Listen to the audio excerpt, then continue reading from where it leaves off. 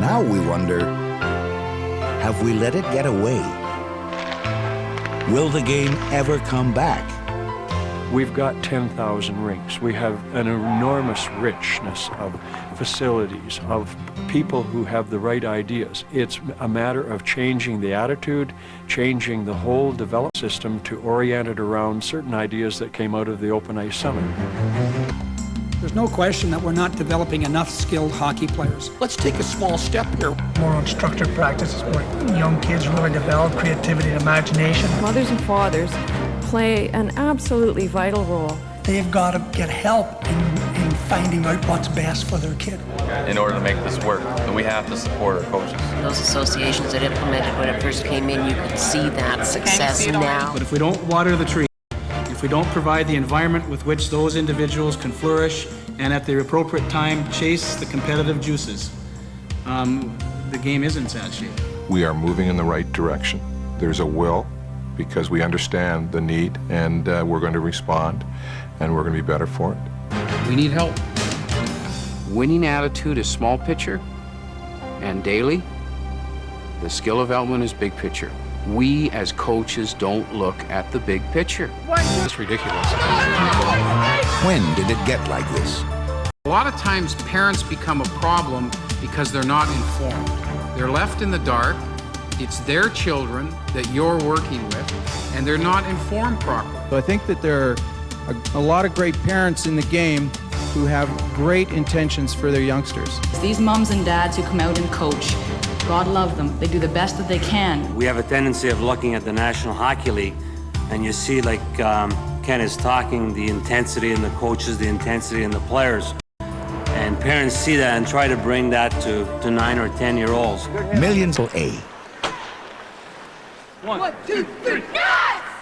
This minor Pee Wee game features the young nationals against the junior Canadians. The aggressive play is strikingly similar to that seen in a professional game. The boys are only 12.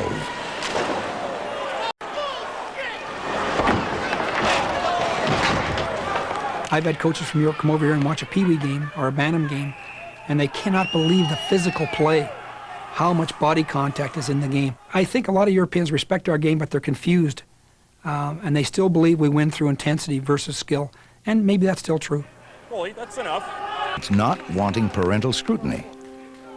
There are very few other parental experiences where you actually have the chance to watch your son or daughter in a situation that you can't control, and you are there helpless, watching it all play out.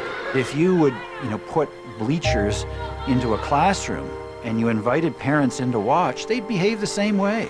It all has to do with watching your kids, seeing how they're doing, living and dying with them, seeing their personalities, and feeling incredibly frustrated and wanting and all the rest of it, as it's going on. Can we develop better players and better people? So I think our evaluation system really puts a lot of stress on coaches, and I think that's very unfair. We have to have parents understand that winning is not a great way to evaluate your coaches. It's, did the kids have fun? Are the kids back for the next year? Do you think their skills were enhanced? Did they all get a chance to play and compete? And until we philosophically look at the game a little bit different, I think we're always going to struggle to develop players. Of coaches, the CHA is looking to change traditional attitudes toward practices. You display your skills in games, you develop your skills in practice. The amount of possession time a youngster has in terms of puck possession in a game is very, very limited. If you watched youngsters play age 9, 10, 11, and you timed the possession per boy, you'd be amazed at how little they have the puck. So how can they develop puck and skills in the course of a game? They can't. The skill level is only developed through repetition, and repetition is really the key. Where do you get repetition? You get it in the practice or the training sessions. Well, how do we make practices better? How many games do you play, and how do you practice? And practices are really directed by coaches, and if we can influence coaches at all levels, I think that's where it starts. And it doesn't start at the age of 15, 16, and 17. It really starts at the ages of 6, 7, and 8. establish some guidelines and really maybe sell the parents that we want to have some fun, we want to, you know, develop some skill in our players, we want to develop a winning attitude, but, you know, that's going to be the end result. And if you lose a game, it's not the end of the world. These players are brought together under the best leadership the CHA has to offer. Good coaching isn't always a given. Our minor hockey system is so vast, coaching can be inconsistent. We have a large, broad-based game where a lot of fathers have to volunteer time. They don't have a lot of hockey expertise. If you go to Czech Republic, you go to Russia, it's a highly skilled coach who's been educated at university in ice hockey, who's teaching the game to those children. Our top coaches are well versed in training methodology. The challenge will be to take that knowledge to the nearly 75,000 registered coaches in the grassroots.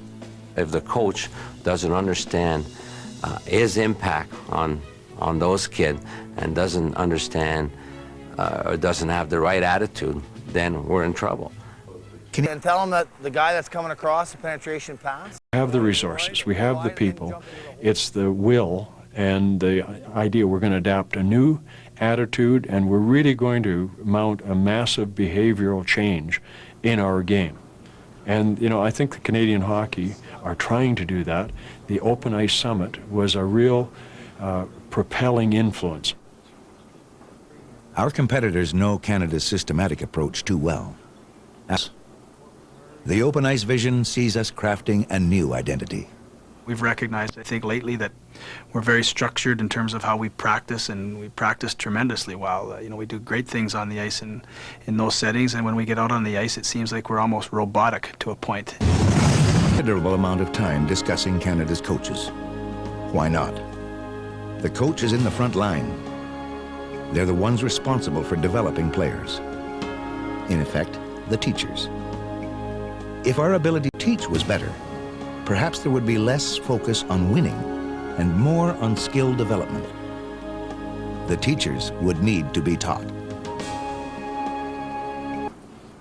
There's no question the mentorship program is huge. There's no question it's been around a long time, a long, long time. We've never identified it as being what it is today, and that is a critical program in our development of coaches in Canada. That's what coaching's about. It's about teaching.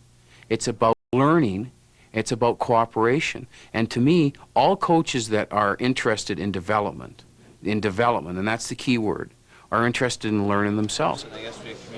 The CHA knows that it could take years for the program to pay off.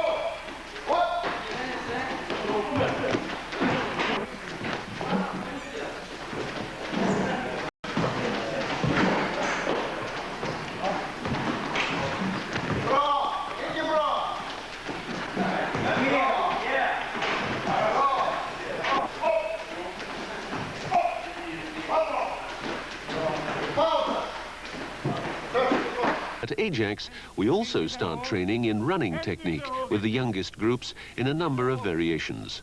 This